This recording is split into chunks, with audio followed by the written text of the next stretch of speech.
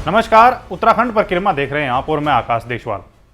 प्रदेश में जिस तरीके से डेंगू तेजी से अपने पैर पसार रहा है, उसे देखते हुए मुख्यमंत्री पुष्कर सिंह धामी ने भी अपने सचिव की ड्यूटी डेंगू की रोकथाम के लिए लगा दी और साथ ही ये निर्देश दिए कि पूरे स्वास्थ्य महकमे के साथ और नगर निगम के साथ जो भी कार्रवाई हो सकती है उसे जल्द से जल्द धरातल पर लाया जाए ताकि डेंगू की रोकथाम की जा सके। लेकिन लगता ऐसा है कि सिर्फ जिला अधिकारी ही युद्ध स्तर पर काम कर रही है, बाकी अधिकारी नदारद हैं। नगर निगम और चिकित्सा विभाग के अधिकारियों के ऊपर तो मुख्यमंत्री और कमिश्नर के आदेश का मानो फर्क ही नहीं पड़ता। सरकारी आंकड़ों में रोजाना दवा का छिड़काव हो रहा है, लेकिन कुछ वार्डों को छोड़ दें तो अन्य वार्डों में ये छिड़काव सिर्फ कागजों में है। हाँ, एक चीज जरूर है कि कभी कभी निरीक्षण कर लिया जाता है और उस समय अधिकारी अपना फोटो खिंचवाने से और छपवाने से पीछे नहीं रहते। उसके बाद कौन मरीज और कैसी व्यवस्था, जनता को भगवान भरोसे छोड़ दिया जाता है। इसकी बानगी अगर देखनी हो तो जिला अस्पताल में देखा जा सकता है, जहां मरीजों की भीड़ ही भीड़ दिखती है। जिला अस्पताल में मरीजों के लिए सिर्फ एक ही काउंटर खुला है और उस काउंटर पर उनको ब्लड सैंपल भी देना है, साथ में अपनी रिपोर्ट भी लेनी है और आगे की जो कार्रवाई है उसको भी करनी है। अब इस काउंटर के चलते लाइन इतनी लंबी है कि मरीज सुबह 7 बजे से खड़े हैं और दोपहर तक भी उनका नंबर नहीं आया। यहाँ पे बूढ़े बैठे हैं, बेचारे मजदूर भी बैठे हैं, इनके पैरों में दर्द भी हो रहा है। कहने का मतलब यह है कि लेट ज़्यादा हो रहा है यहाँ पे ना। कम से कम ये एक खिड़की और खोल दी जाए यहाँ पे। देखो, ये बिलिंग काउंटर अलग है, ये बिलिंग काउंटर अलग है, जो आप दिखाइए कैमरे से, ये अलग है। लेकिन जो सैंपल वाला रिपोर्ट वाला सिर्फ एक ही है यहाँ पे, और आप भी बिठा दें यहाँ पे तो हम लोग को थोड़ा अच्छा रहेगा। टाइम ज़्यादा लगता है, काम तो हो रहा है पर टाइम ज़्यादा लग रहा है। 3 घंटे हो गए मुझे वहाँ से यहाँ आने में, अभी 1.5 घंटा लग जाएगा मुझे आगे जाने में। यहाँ पे जांघों में दर्द हो गया, अभी खड़े हो रखे हैं। मैंने कम से कम 2 विंडो तो होनी चाहिए जिसमें कि हाँ कम एक जगह सैंपल कर ले लें और एक जगह रिपोर्ट दे दें। लाइन लगी हुई है, खून टेस्ट के लिए देना है, यहाँ पे से रिपोर्ट मिलनी है। यहाँ से लोग बाग सुबह से खून निकलवा कर हाथ में रखे हुए हैं अपने, अभी तक कोई सुनवाई नहीं हो रही।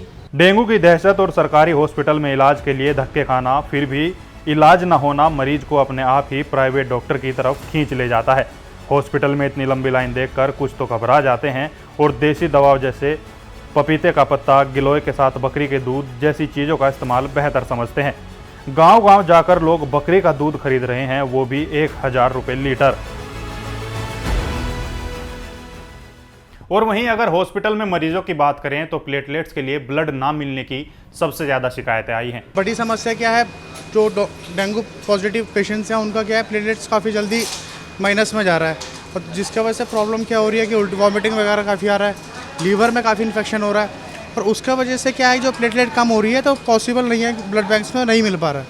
और वहीं अगर साफ सफाई की बात करें तो उसे लेकर भी काफ़ी मरीजों के परिजन नाराज हैं।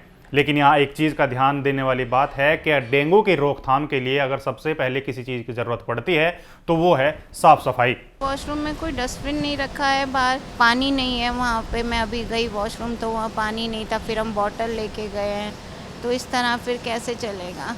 जेंट्स लोग वॉशरूम खड़े में करते हैं तो वो लोग पानी नहीं डालते हैं, बीड़ी पी रहे हैं तो वो भी वहीं डाल रहे हैं जेंट्स लोग। लेकिन जहां डेंगू मरीज हैं वहीं साफ सफाई की शिकायत है। वॉशरूम की क्या हालत है ये आप खुद देख लीजिए। नगर निगम और चिकित्सा की अगर ऐसी ही लापरवाही रही तो कहीं डेंगू पूरे देहरादून में महामारी का रूप न ले ले। तेज तर्रार मुख्यमंत्री अब इस डेंगू जैसी बीमारी की रोकथाम और जनमानस के अच्छे उपचार के लिए क्या स्टेप लेते हैं, ये देखने वाली बात होगी। और अब खबरों की शुरुआत करते हैं मुख्यमंत्री पुष्कर सिंह धामी से, जिन्होंने भल्ला स्टेडियम परिसर में हरिद्वार रुड़की विकास प्राधिकरण की 941 लाख रुपए की लागत से निर्मित होने वाली 5 योजनाओं का शिलान्यास किया। मुख्यमंत्री ने कहा कि प्रदेश का समग्र विकास हमारा उद्देश्य है। देहरादून जिलाधिकारी सोनिका ने ब्लड बैंक संचालकों और लैब संचालकों को लेकर एक अहम बैठक की और जरूरी दिशा निर्देश दिए। जिलाधिकारी ने जिले में स्थित सभी ब्लड बैंकों को खून की उपलब्धता की सूची सार्वजनिक तौर पर चस्पा करने के साथ ही उन्हें रक्तदाता का विवरण अपडेट रखने के निर्देश दिए। बद्रीनाथ धाम में एक बार फिर से श्रद्धालुओं की संख्या बढ़नी शुरू हो गई।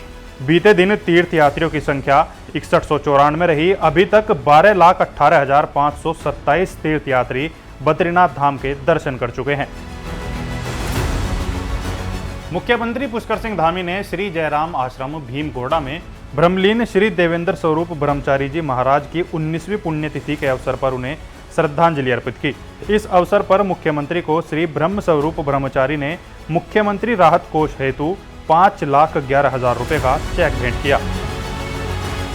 हल्द्वानी में राजस्व विभाग को लेकर जिलाधिकारी वंदना ने सभी उप जिलाधिकारियों के साथ एक बैठक की। बैठक में जिलाधिकारी ने संबंधित अधिकारियों को 100% राजस्व वसूली का लक्ष्य पूरा करने के निर्देश दिए। कोतवाली पटेल नगर पुलिस ने धोखाधड़ी से की गई बड़ी चोरी का खुलासा किया है। पुलिस ने 3 अभियुक्तों को गिरफ्तार कर उनके पास से चोरी की गई सोने की 2 अंगूठी, 2 कंगन और 2 चैन बरामद की। मुख्यमंत्री पुष्कर सिंह धामी ने प्रदेशवासियों को हिमालय दिवस की शुभकामनाएं देते हुए कहा कि हिमालय के संरक्षण में हम सभी की भागीदारी जरूरी है। हिमालय न केवल भारत बल्कि विश्व की बहुत बड़ी आबादी को प्रभावित करता है। यह हमारा भविष्य और विरासत दोनों है। विधानसभा में पशुपालन मंत्री सौरभ बहुगुणा ने मत्स्य विभाग की वेबसाइट MIS पोर्टल व ULab पोर्टल का उद्घाटन किया। मंत्री ने कहा कि हमारा प्रयास है कि उत्तराखंड के पशुपालकों और मत्स्य पालकों को तकनीकी के माध्यम से सरलीकरण की प्रक्रिया से जोड़ा जाए। नई दिल्ली प्रगति मैदान में आयोजित G20 क्राफ्ट बाजार प्रदर्शनी में उत्तराखंड के स्टॉल में यहां के उत्पाद प्रकाशित किए गए।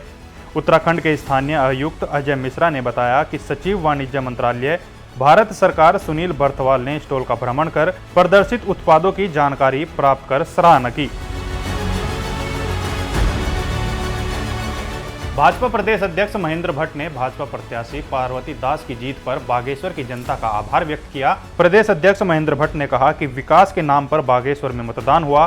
बीजेपी ने 5वीं बार बागेश्वर का चुनाव जीता है। जनादेश बागेश्वर की जनता ने प्रधानमंत्री मोदी जी के विकास कार्यों को लेकर, प्रदेश के मुख्य पुष्कर सिंह धामी जी के विकास कार्यों को लेकर और बागेश्वर के विकास के लिए का मतदान था। मैं बागेश्वर की जनता को हृदय से आभार व्यक्त करता हूँ। उन्होंने भारतीय जनता पक्ष में मतदान किया है। भारतीय वायुसेना के राफेल के पहले टेक्निकल अधिकारी विंग कमांडर अनुपम गुसाई की लेह लद्दाख में मात्र 38 वर्ष की आयु में आकस्मिक मृत्यु हो गई। सैनिक कल्याण मंत्री गणेश जोशी ने विंग कमांडर के आवास पहुंचकर उन्हें भावपूर्ण श्रद्धांजलि दी। बड़ी दुख की बात है कि हमारा जाबाज विंग कमांडर अनुपम गुसाई, जो भारत की ओर से पहला वो था जो राफेल की टेक्निकल ट्रेनिंग करके आया था और टेम्परेरी ड्यूटी पर लेके गया था। सुबह 8 बजे दोनों भाइयों ने साथ नाश्ता किया। इनके भाई भी नागा में हैं, कर्नल हैं, और अचानक अटैक होने से उनकी मृत्यु हो गई। हमें छोड़कर चले गए। देश के लिए उन्हें अपने प्राणों की आहुति दी है।